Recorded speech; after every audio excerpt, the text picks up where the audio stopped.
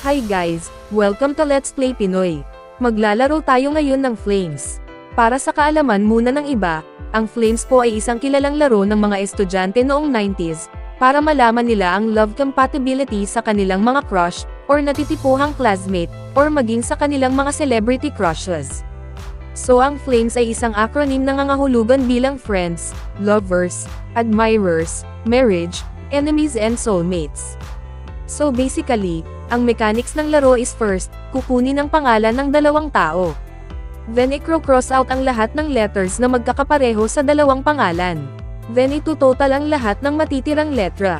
At kapag na-total na ang lahat ng letrang natira, bibilanggan naman ito sa acronym na Flames at ang huling letra na mabibilang sa Flames ay ang magiging future relationship status supposedly sa kanilang mga crush. Sa araw na ito, subukan nating laruin ang Flames kay Kim Chiu at sa mga nalink sa kanya, past and present, na sina Sian Lim, Paulo Avellino at Attorney Oliver Moeller. Ano kaya ang magiging compatibility status nila gamit ang Flames? So simulan na natin. Unahin muna natin ang former real-life couple na Kim Chi. So ang totoong pangalan ni Kim Chiu sa totoong buhay ay Kimberly Su Yap Chiu, samantala, Alexander Sian Cruz Limoy naman ang totoong pangalan ni Sian Lim. So first, tanggalin muna natin ang lahat na magkakaparehong letters sa mga pangalan nila.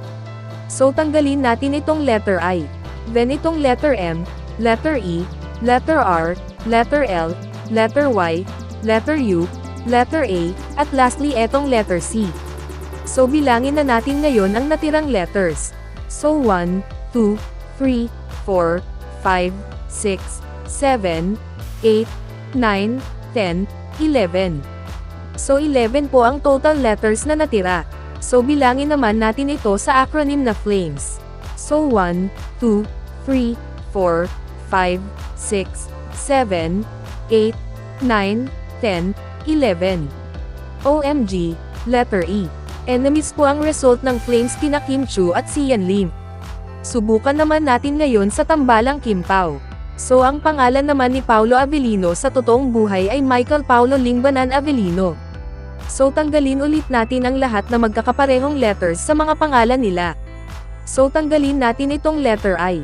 Then itong letter M, letter B, letter E, letter L, letter U, letter A, letter P, letter C, at lastly etong letter H. So bilangin na natin ngayon ang natirang letters. So 1, 2, 3, 4, 5, 6, 7, 8, 9, 10, 11, 12, 13. So 13 ang total letters na natira. So bilangin naman natin ito sa acronym na Flames. So 1, 2, 3, 4, 5, 6, 7, 8, 9, 10, 11, 12, 13. OMG, letter F. Friends lang po ang result ng Flames kina Kim Chiu at Paulo Avellino. Lastly, subukan naman natin ngayon with Oliver Moeller, ang especially for you Sir Chief from Showtime, na nalilink na rin ngayon kay Kim Chiu.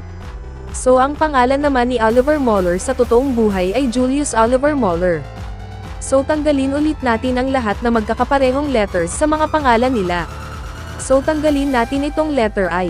Then itong letter M, letter E, letter R, letter L, letter S, lastly etong letter U. So bilangin na natin ngayon ang natirang letters. So 1, 2, 3, 4, 5, 6, 7, 8, 9, 10, 11, 12. So 12 ang total letters na natira. So bilangin naman natin ito sa acronym na Flames. So 1, 2, 3, 4, 5, 6, 7, 8, 9, 10, 11, 12. OMG, letter S.